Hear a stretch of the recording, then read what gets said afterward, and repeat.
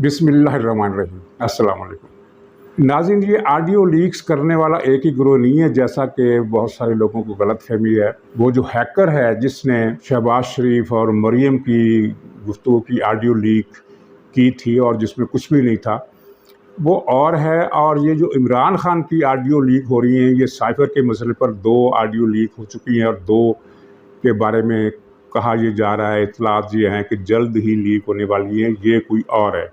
Hacker जो है उसका ताल्लुक़ इमरान खान से इस्टेब्लिश हो चुका है हुकूमत के हलकों में और वो सारा मामला उनके इल्म में है। और जैसा कि मैंने उस दिन बताया था कि वो दुनिया की सबसे बड़ी चंद पोर्नोग्राफर कंपनियों में से एक कंपनी और सबसे ज़्यादा जाली डिग्रियां नीलाम करने वाली कंपनी, जो दरअसल एक ही कंपनी है और जिनका टीवी चैनल भी है, ये उसके साथ इनका लिंक है। और सुना ये जा रहा है कि इमरान खान का एक अहम सरपरस्त इस प्रोजेक्ट के पीछे है, जो जिन्होंने ये 2-3 ऑडियो लीक की थी, शहबाज शरीफ की और मरियम की और कैबिनेट की।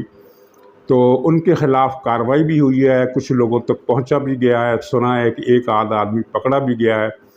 लेकिन वो चीज़ हाईलाइट पब्लिक में इसलिए नहीं हो सकती कि उनका जो सरपरस्त है उस पर हाथ डालना आसान नहीं है इस हुकूमत के लिए। बवजूद आप समझ सकते होंगे कि मैं क्या कह रहा हूँ, कोई इस तरह की इत्तलात है। ये जो इमरान खान की लीक हो रही हैं, इनके पीछे वो ताकतें हैं जो इस हुकूमत की हमदर्द है। ज़ाहिर है ये रिकॉर्डिंग इस हुकूमत ने नहीं कराई, क्योंकि ये तो तब की गुफ्तगू है जब ये हुकूमत बरसरे इक़्तिदार नहीं आई थी। लेकिन कुछ लोग और थे जिन्होंने बहुत सारा मवाद टेप किया, रिकॉर्ड किया, और अब वो जितना चाहते हैं अब मुफीद या ज़रूरी या मुनासिब उतना वो एक ऑडियो इमरान खान की लीक कर देते हैं। और ये जो 2 ऑडियो लीक हुई हैं, इन्होंने इमरान खान के पल्ले गोया कुछ नहीं छोड़ा। और किस तरह आपने सब कुछ सुन लिया और सबको पता चल गया कि किस तरह अमरीकी साजिश का एक झूठ घड़ा गया। शाह महमूद कुरैशी, असद उमर और वो करप्ट ब्यूरोक्रेट और इमरान खान, इन चारों के दरमियान जो पख्तो-पज़ हुई, उसके नतीजे में ये साजिश की गई। और ये अब मालूम हो गया सबको कि साजिश इमरान खान के ख़िलाफ़ नहीं हुई थी, साजिश इमरान खान ने पाकिस्तान के ख़िलाफ़ की थी। एक जाली मुरासला तैयार किया गया, क्योंकि मीटिंग में ये सब कुछ साबित है कि मिनट्स कुछ और हैं, हम अपनी मर्ज़ी का इसमें रद्द-बदल करके इसे, और ये साइफ़र था भी नहीं जो इस मीटिंग में ये सारी साजिश हुई। वो सिर्फ़ एक सिफारतकार की गुफ्तगू जो थी वो उसको मुरतब करके एक भेजा गया था। जो भी था वो मुरासला, जो असल मुरासला था, यानी जो जिसकी बुनियाद पर ये सारी साजिश घड़ी गई, सफ़ीर की गुफ्तगू का ट्रांसक्रिप्ट कह लें या जो भी उसे नाम दे लें, वो अब हुकूमत के रिकॉर्ड से नहीं मिल रहा। मतलब ये है कि इमरान खान जाते जाते उसे चोरी करके ले गया। तो अब हुकूमत ने संजीदगी से 3 पहलुओं पर गौर करना शुरू कर दिया है। पता नहीं इसमें इतना दम खम है कि नहीं कि वो इस कार्रवाई को मतलूबा अंजाम तक पहुंचा सके। एक तो ये है कि साइफ़र की चोरी के इल्ज़ाम में असद उमर, शाह महमूद कुरैशी, इमरान खान और महमूद खान के ख़िलाफ़ कार्रवाई का फ़ैसला किया गया है। ये फ़ैसला कर लिया गया है, कार्रवाई कब होती है ये भी देखने वाली बात है। और उसमें महमूद खान मुल्क से बाहर है, उसे कैसे लाएंगे। और दूसरा ये है कि मुल्क के ख़िलाफ़ साजिश के जुर्म में इमरान खान पर एक गद्दारी का मुकदमा कायम किया जाए, जिसमें गद्दारी के शरीक मुलज़मों के तौर पर शाह महमूद कुरैशी और असद उमर भी शामिल होंगे। 2 फ़ैसले ये हुए हैं। तीसरा फ़ैसला पाकिस्तान की इक़्तिसादी बर्बादी के पीछे एक ठोस मंसूबा पाकिस्तान को आलमी तन्हाई में डालने का, उस पर एक मुकदमा अलग से कायम किया जाएगा। ये 3 फ़ैसले हुए हैं। तो इन 3 फ़ैसलों पर अमल होता ये नहीं, ये इसमें कुछ हुकूमत के फ़ैसला कुन होने की जो कमज़ोरी है वो भी शामिल है और हालात भी शामिल है। मसलन आप किसी को गिरफ़्तार करते हैं और वो पंजाब में छुप कर बैठ जाता, कैसे गिरफ़्तार करेंगे? या पख्तूनख्वा में छुप कर बैठ जाता, कैसे गिरफ़्तार करेंगे? और फिर ये है, एक खदशा अदालतों की तरफ से है کہ عمران خان جو اس کے ساتھیوں کے خلاف جو بھی مقدمہ بنتا ہے، گرفتاری ہوتی ہے یا گرفتاری کرنے کی کوشش کی جاتی ہے، وہ ناکام بنا دی جاتی ہے۔ یہ بھی حکومت کا ایک بہت بڑا ہینڈی کیپ ہے۔ اور جو اسٹیبلشمنٹ ہے، جو ماضی میں جس کے اشاروں پر پوری مسلم لیگ کی قیادت راتوں رات اندر ہو جاتی تھی، اب وہ نیوٹرل ہے، اور اچھی بات ہے۔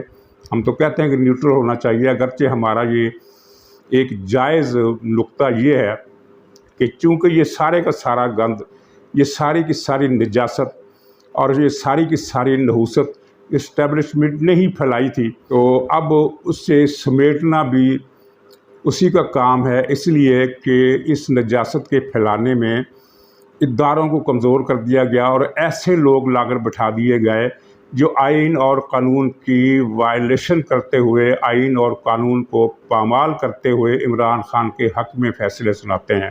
تو یہ اس مصیبت سے کیسے چھٹکارا پایا جائے، یہ بھی سوچنے کا مقام ہے۔ تو حکومت کے اندر ایک ہلچل تو ہے، ہلچل ان معنوں میں کہ اب کچھ کرنے کا وقت آ گیا ہے، تو لیکن اب تک 5-6 مہینوں میں ظاہر حکومت جو ہے اپنے قدم جمانے میں لگی رہی ہے، اور اب اس کے قدم پہلے کے مقابلے میں بہت بہتر جمے ہوئے ہیں۔ امریکہ اور یورپ سے بہت اچھے تعلقات بن گئے ہیں ماضی کے مقابلے میں۔ امریکہ نے ہمارا جو قرضہ تھا کئی کروڑ ڈالر کا، اس کی پیمنٹ بھی مؤخر کر دی ہے، اور اس طرح کی اطلاعات بھی آ رہی ہیں کہ شاید کچھ قرضے معاف کیے جائیں، یعنی خارجہ محاذ پر اس حکومت نے عمران خان کی مسلط کی گئی سیاسی اور عالمی اور خارجہ امور کی تنہائی کو توڑنے میں کامیابی حاصل کی ہے، اور اندرون ملک بھی اسحاق ڈار کی آمد کے بعد سے اس حکومت کی مضبوطی کے تاثر میں اضافہ ہوا ہے۔ لیکن اس کے باوجود یہ دعویٰ نہیں کیا جا سکتا کہ یہ حکومت عمران خان کے خلاف کوئی آہنی ہاتھوں سے نبٹنے کے فیصلے پر عمل درآمد بھی کرا لے گی۔ لیکن دیکھیے کیا ہوتا ہے، دن بدن صورتحال بدل رہی ہے اور عمران خان کی سیاسی پوزیشن دن بدن کمزور ہو رہی ہے۔ شاید یہ بھی حکومت کی پالیسی ہو کہ اسے اتنا کمزور کر دو، اتنا زیادہ اسے لاوارث کر دو کہ جب اس پر ہاتھ ڈالا جائے تو کسی مزاحمت کا، کسی پریشانی کا سامنا نہ کرنا پڑے۔ یہ میرا خیال ہے، اطلاع نہیں بھی دے رہا۔ ناظرین، دوسری طرف یہ جو عمران خان دن بدن ذلیل ہو رہا ہے، اس کا مظاہرہ بھی آپ نے دیکھ لیا کہ جلسہ عام میں جس خاتون مجسٹریٹ کو اس نے للکار کر کہا تھا کہ میں تم سے نمٹ لوں گا، تمہارے خلاف بھی ایکشن لوں گا، اور سنو فلانی بی بی میں تمہیں نہیں چھوڑوں گا، تو کل اسی کے دفتر میں، اسی کی عدالت میں یہ حاضر ہوا، ساتھ میں بابر اعوان نامی ایک مکار وکالتی لومڑ بھی تھا، اور وہاں جا کر خالی کرسی، کیونکہ جو جج صاحبہ تھی، مجسٹریٹ صاحبہ تھی، وہ زیبا چودھری صاحبہ وہ چھٹی پر تھی، تو خالی کرسی سے معذرت کی اور ریڈر کو گواہ بنایا کہ اے ریڈر صاحب تم گواہ رہنا کہ میں معذرت کرنے آیا تھا۔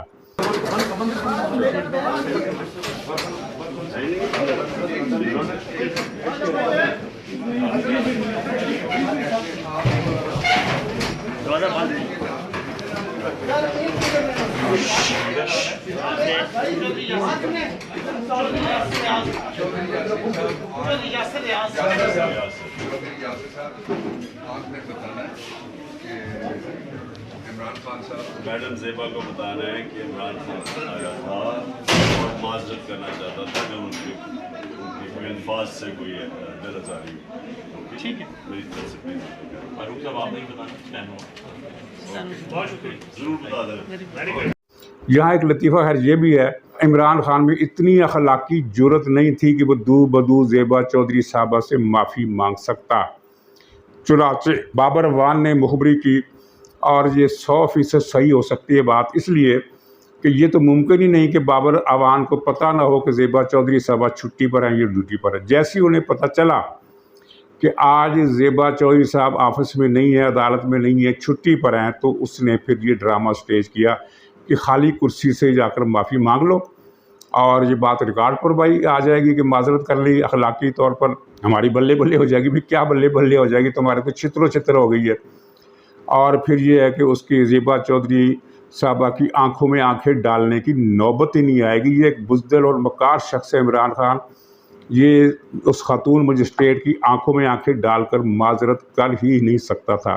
چنانچہ مجھے یہ لگتا ہے کہ یہ تھیوری بالکل صحیح ہے کہ ایک پلاننگ کے تحت کہ جب محترمہ عدالت میں نہیں ہوں گی تو جا کر خالی کرسی سے معذرت کر لیں گے۔ اچھا، پھر یہ پشاور گیا، وہاں کے میڈیکل کالج میں ایک فنکشن سے خطاب کیا جس میں کالج کے طلبہ کی 1/4 تعداد بھی نہیں آئی، بہت کم طلبہ تھے۔ ہزاروں طلبہ ہے اس کالج کے اندر، یونیورسٹی کی طرح کا وہ کالج ہے اور اس میں ہزاروں طلبہ ہے، لیکن چند 100 طلبہ اس میں شریک ہوئے۔ لیکن وہاں جا کر اس نے وہی نجاست پھیلائی جو گورنمنٹ کالج کے ادارے میں پھیلائی تھی۔ طلبہ کے سامنے ریاست کو گالیاں دی، فوج کو گالیاں دی اور بہت غلیظ قسم کی دوسری گفتگو بھی کی، اور پھر مولانا فضل الرحمان اور احمد ولی کے خلاف نعرے لگوائے، ڈیزل کے اور میلوں کے۔ اب پتہ نہیں میلوں پشتوں میں کوئی گالی ہے یا کیا ہے، کوئی کیا چیز ہے، کیا ہے اس کا مطلب ہے، وہ پختونخوا والے سمجھتے ہوں گے، لیکن یہ تو ظاہر ہے کہ وہ کوئی اچھا لفظ نہیں تھا۔ منفی معنوں میں، مذاق اڑانے کے معنوں میں، تانا دینے کے انداز میں، گالی دینے کے انداز میں یہ نعرے لگوائے۔ آپ اگر یاد کریں تو آپ کو ایسی ایک مثال بھی نہیں ملے گی کہ کسی سیاسی لیڈر نے کالج یا یونیورسٹی جا کر اپنے مخالفوں کے خلاف گندے نعرے لگوائے ہوں۔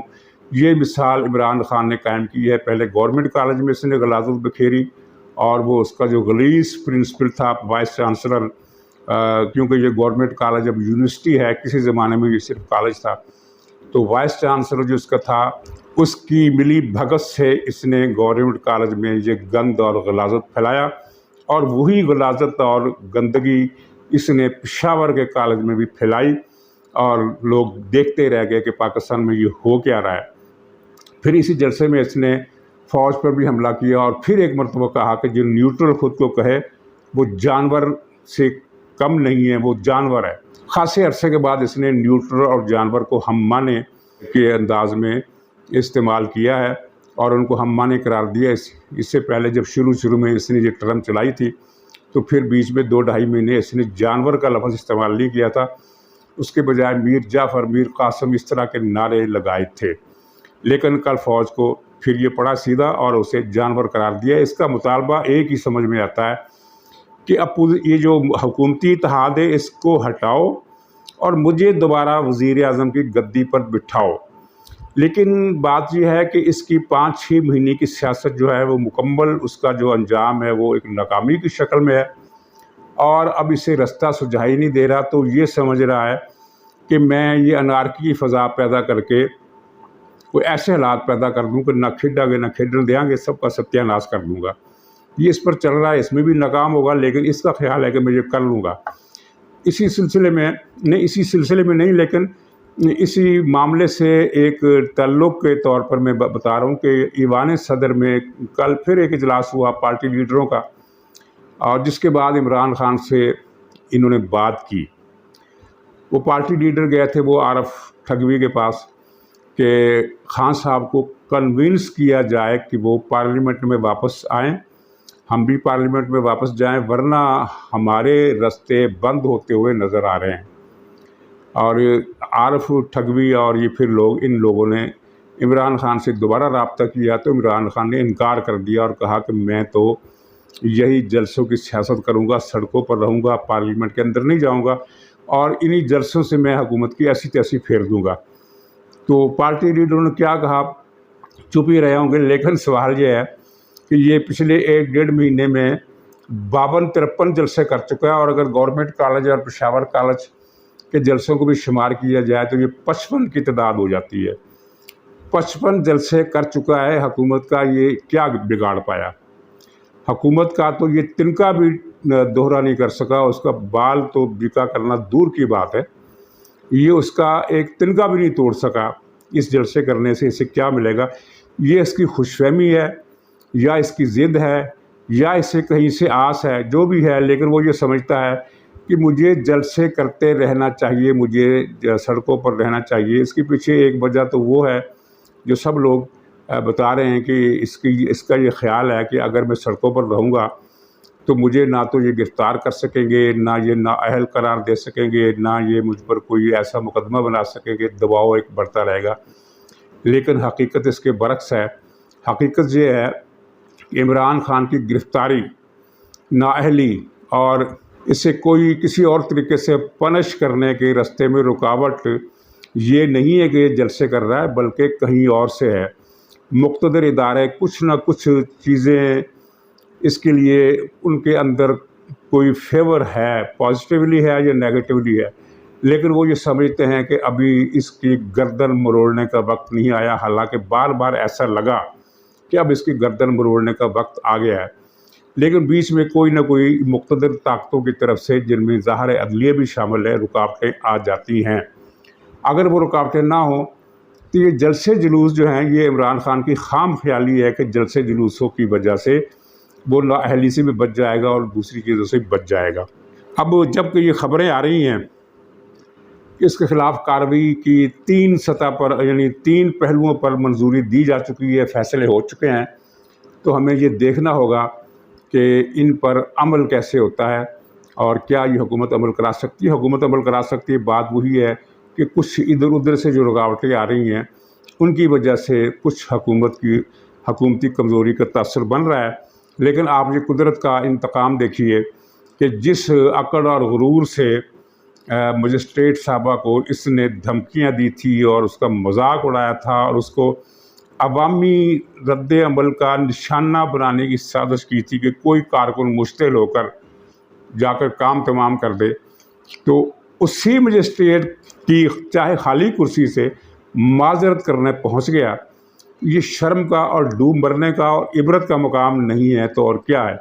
तो नाज़रीन, इंशाअल्लाह कुछ मज़ीद मालूमात के साथ कल फिर हाज़िरी होगी। तब तक के लिए इजाज़त दीजिए। खुदा हाफिज़।